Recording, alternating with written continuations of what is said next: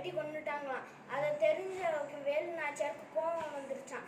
அதோட அவங்களையும் வெட்டி கொல்ல வரையில வீரமங்கை வேலு நாச்சியார் ஓடி போயிட்டாங்களாம். அதோட அங்கே ஒருத்தவங்க தூரத்தில் ஆடு மேய்ச்சிக்கிட்டு இருந்தாங்களாம்.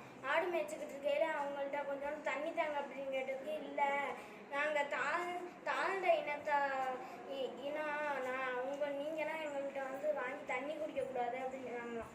இல்லை தண்ணி தாங்க அப்படின்னு கேட்டோன்னே வாங்கி தண்ணி குடிச்சிட்டு போயிட்டாங்களாம். அதோட வந்து ஆங்கிலேயர்கள் வந்து கேட்டாங்கன்னா சொல்லாதீங்க அப்படின்னு சொன்னாங்க, போயிட்டாங்களாம். அதோட அவங்களோட வீட்டுக்கு போயிட்டாங்களாம். அதோட அந்த ஆடு மேய்ச்சிக்கிட்டு இருந்தவங்கள்ட்ட வந்து ஆங்கிலேயர்கள் வந்து கேட்டாங்களாம், இல்லை நீ என்னை வெட்டி கொண்டாலும் நான் சொல்ல மாட்டேன் அப்படின்னு சொன்னாங்களாம்.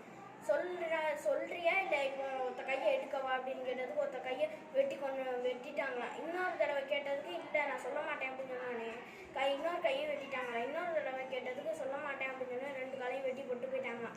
அதோட திரும்ப அவங்க ஊருக்கே ஆங்கிலேயர்கள் போயிட்டாங்களாம். அதோட வீரமங்கை வேலு நாச்சியார் வந்து இந்த விஷயம் தெரிஞ்சோடனே அவங்க ரொம்ப கோவப்பட்டு போயிட்டாங்களாம். ஆங்கிலேயர்கள்ட்ட போய் ஆங்கிலேயர்களை பாதி பேர் கொண்டுட்டு திரும்ப வந்து அவங்க இருந்த அந்த பெண்மணியோட உடலை அகட்டிட்டு அங்கே கூட ஒரு சிலை வச்சு சாமியாக கும்பிட ஆரம்பிச்சிட்டாங்க.